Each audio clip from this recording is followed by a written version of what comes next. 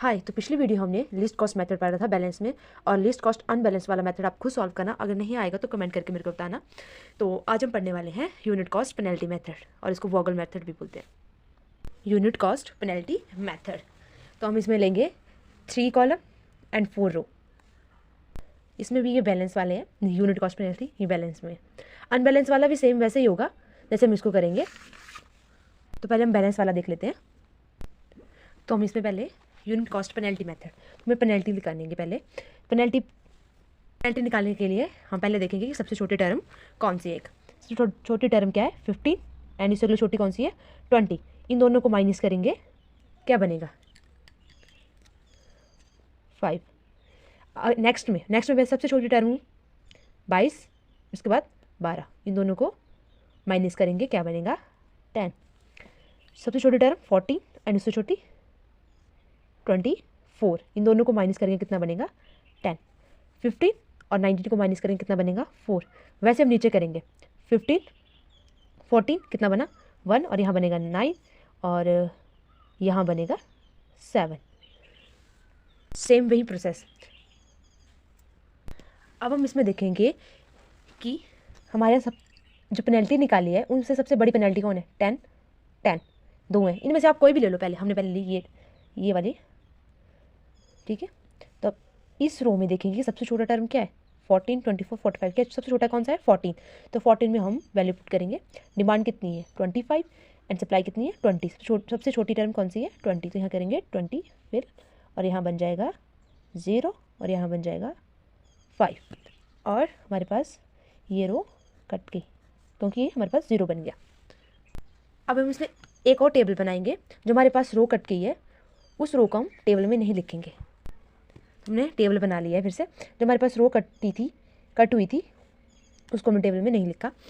और अब इसमें पेनल्टी भी वैसे पेनल्टी है 25 20 माइनस 15 कितना बना 5 10 4, यहाँ बनेगा 7, यहाँ बनेगा 15, और यहाँ बनेगा 7।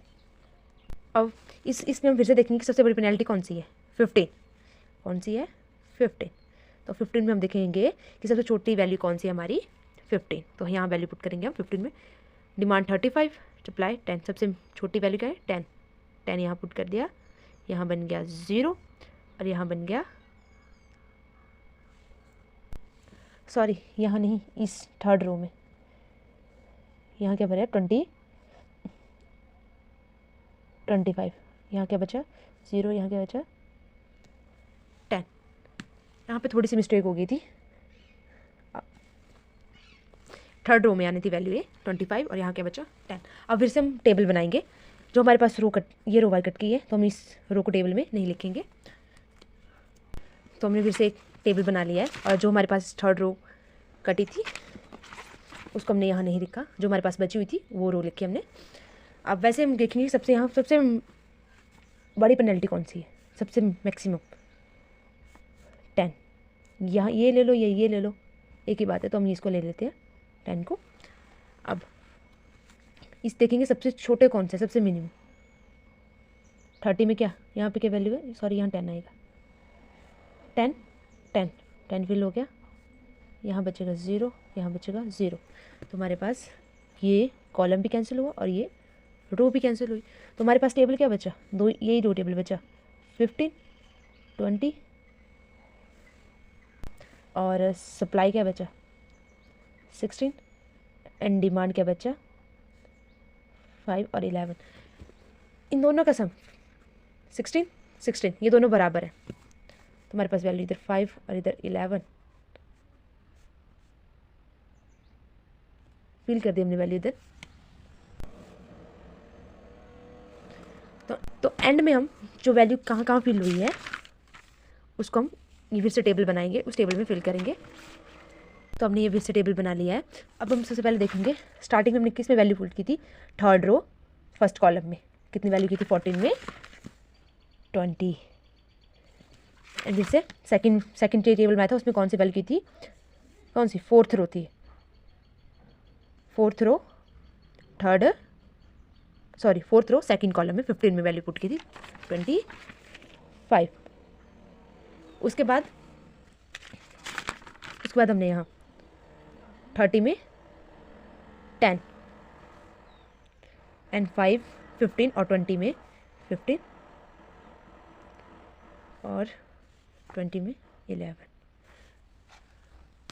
एंड में हमारे पास बनेगा 15 into 5 plus 20 into 11 plus 30 into 10 plus 40 into 20 plus 15 into 25 is equal to 1250। तो हमारे पास हम बनेगा 1250। तो ये हमने किया यूनिट कॉस्ट पेनल्टी मेथड। तो मैं आपको एक बार फिर से बता देती हूँ कि unit cost penalty method, unit cost penalty से पता लग होगा। हम सबसे करेंगे सबसे मिनिमम सबसे छोटे टर्मों को आपस में माइनस करके उनकी पेनल्टी निकालेंगे, वैसे रो में भी और कॉलम में भी। निकालने के बाद सबसे मैक्सिमम सबसे बड़ी पेनल्टी लेंगे और उस पेनल्टी के रो या कॉलम में हम सबसे छोटी वैल्यू देखेंगे और सप्लाई और डिमांड में सबसे छोटी वैल्यू होगी उसको हम फिल करेंगे। जो हमारे पास कट गई रो या कॉलम और जो बची उसका टेबल अलग बनाएंगे। फिर फिल करने के बाद जो हमारे पास बचा उसका अलग टेबल एंड में हमारे पास इस तरीके का टेबल बन जाएगा और ये हमारा रिजल्ट। आई होप आपको ये मेथड समझ आया होगा। हमने नॉर्थ वेस्ट कॉर्नर मेथड कर लिया सॉल्व, लिस्ट कॉस्ट कर लिया, यूनिट कॉस्ट ये भी मेथड हमारा ऑलमोस्ट हो गया।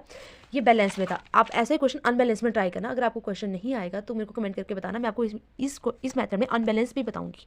और वैसे लिस्ट कॉस्ट में कि मैंने अनबैलेंस नहीं किया है वो आप खुद ट्राई करना। अगर आपको नहीं आएगा तो आप कमेंट करके बताना, मैं आपको बता दूंगी कि कैसे सॉल्व करना है। And thank you.